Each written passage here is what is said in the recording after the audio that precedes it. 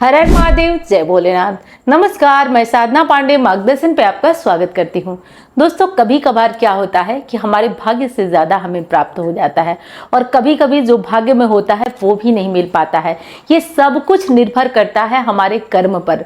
जैसे कि प्रत्यक्ष उदाहरण है इसका मार्कंडेय ऋषि। आप लोग उन्हें जानते होंगे, उनका नाम सुने होंगे कि कैसे भोलेनाथ ने उनकी आयु जो कि क्षीण थी, कम थी, उसे बढ़ाई। और देखिए, ये मानी हुई बात है। आप लोग कहेंगे कि एक बस यही उदाहरण आप देती हैं। मैं मानी हुई बात कहती हूँ। मैंने कई ऐसी कुंडली में देखा है जिन कुंडलियों में ऐसे कोई योग नहीं थे, लेकिन कर्म के बल पर अपनी कुंडली को बदली गई है।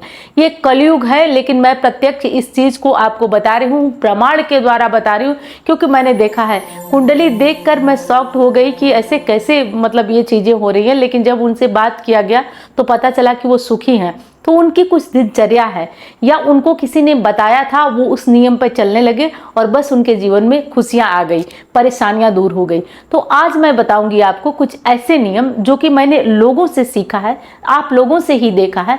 वो नियम आज आपको बताने वाली हूँ, जिससे कि आप अगर अपना कर चलते हैं तो आपके भाग्य में आने वाली परेशानियां दूर हो जाती हैं। और बहुत ज़्यादा दिन नहीं आपको करना है। आप 1 महीने भी अगर इन नियमों का पालन करके चलते हैं ना, तो आपको इसका परिणाम देखने को मिलेगा। मात्र 30 दिन आप इन नियम का पालन करके देखिए, आपको परिणाम मिलेगा। मैं ये नहीं कहती हूँ कि 30 दिन में आपका भाग्य पूरी तरह से बदल जाएगा, आपका जीवन पूरी तरह से बदल जाएगा, लेकिन इतना अनिवार्य रूप से हो जाएगा कि आप जो थे, पहले जो थे, उससे बदल जाएंगे। बदलाव 100% आना तय है, तो बरकत भी आना तय है। 100% तय है तो तय है। चलिए अब जान लेते हैं क्या करना। एक बहुत बड़ी रेमेडी है, बहुत बड़ा उपाय है दोस्तों, सूर्योदय से पूर्व उठना। मैंने ये पहले जब मैं पहले वीडियो बनाती थी और एक आध वीडियो सामने आकर के मैं बनाती थी, बहुत कम वीडियो मैं सामने आकर के बनाती थी, क्योंकि टाइम की भी दिक्कत। अब तो टाइम मैनेजमेंट मुझे भी आ गया है, मैं अच्छे से वीडियो शूट कर लेती हूँ और एडिटिंग के लिए 2-3 दिन का टाइम लगता है, तो एडिटिंग के लिए भी चली जाती हैं। तो 2-3 दिन एडिटिंग में और 2 दिन इधर करके सब मतलब मैनेज करके हो जाता है सारे कार्य, लेकिन उस टाइम मैं नहीं कर पाती थी। तो मेरी वीडियो ज़्यादातर जो फेस कैम नहीं आती थी, वैसे ही वीडियो आती थी। तो मैंने उसमें आपको ये चीज़ें बताई थी। फिर भी जो मेरा प्रत्यक्ष अनुभव है ना, जो मेरा प्रत्यक्ष अनुभव है, जो मैंने देखा है कि लोगों के भाग्य को बदलते हुए, मतलब मैंने कुंडली देखी और बड़ा निराश मन से, क्योंकि जिसकी कुंडली में अगर कोई वैसी बात रहती है तो हम लोग भी बड़ा निराश हो जाते हैं। क्योंकि मैंने कई अपने साथ के जो पंडित जी लोग हैं उनसे बात किया, तो बड़ा निराश हम लोग हो जाते हैं कि मतलब सामने वाले को कहा कैसे जाए। क्योंकि जब कोई आता है तो बड़ा विश्वास लेकर आपके पास आता है, बड़ी उम्मीद लेकर आता है। खैर, बात हुई और एकदम चकित, हैरान रह गई मैं ये सोचकर कि मतलब कैसे परिवर्तन हो सकता है। मैंने उनकी दिनचर्या पूछी, उनसे बात की, क्योंकि प्रत्यक्ष हम लोग मिले हुए थे। तो पता चला कि इनकी दिनचर्या का यही राज है, इनके जीवन का यही राज है, खुशहाल जीवन का राज। तो भाग्य बदला जा सकता है, अगर विश्वास करेंगे तो बदला जा सकता है।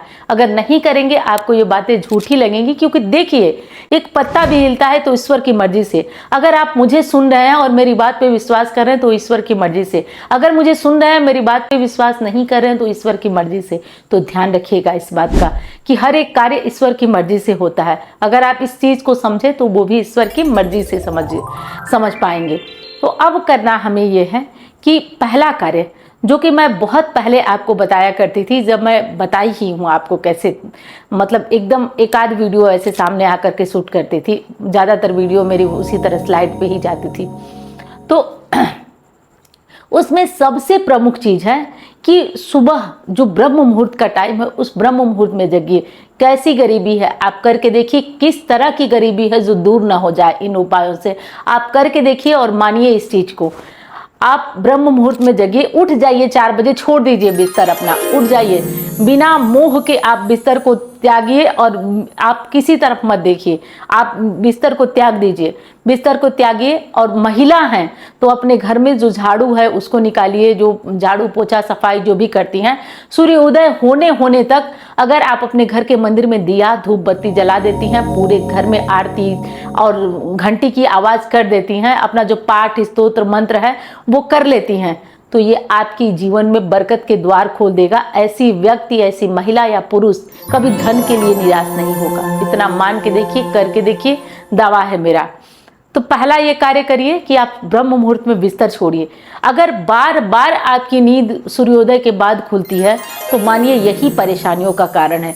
ये परेशानियों का, क्योंकि सूर्य को आपको नहीं जगाना चाहिए, सूर्य को आप जगाएं, ऐसी क्षमता आप में हो, ऐसी प्रतिभा आप में हो, इस बात का ध्यान रखिए आप।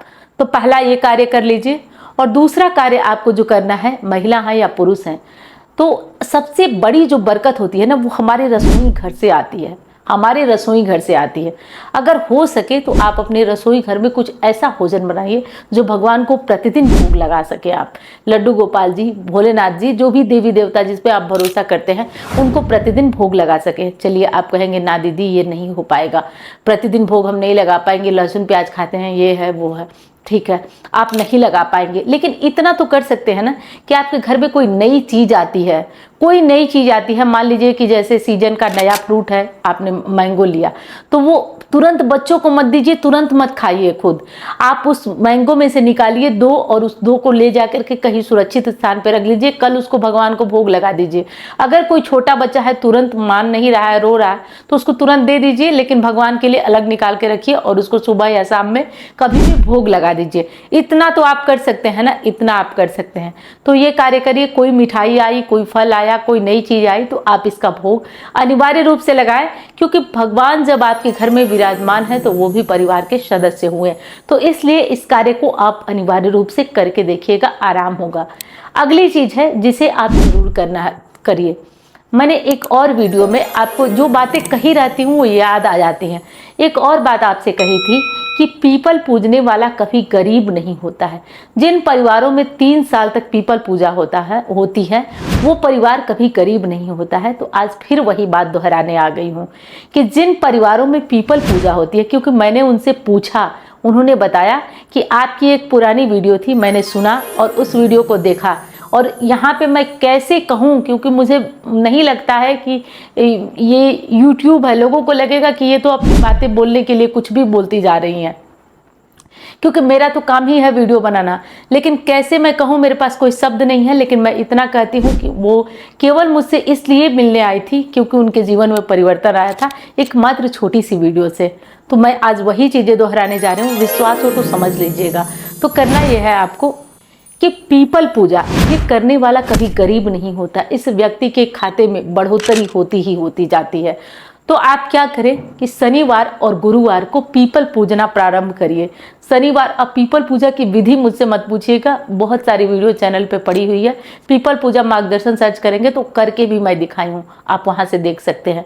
तो ये कर लीजिएगा। और इस तरह की वीडियो चाहते हैं तो चैनल को सब्सक्राइब करिए, कुछ विश्वास मेरे प्रति भी दिखाइए, तब जाकर के मैं भी आपको इससे भी अच्छी जानकारी जो मेरे पास होगी, मैं तो देती ही देती रहती हूँ, तो जितनी मेरे बस चलेगा मैं आपको ज़रूर दूंगी।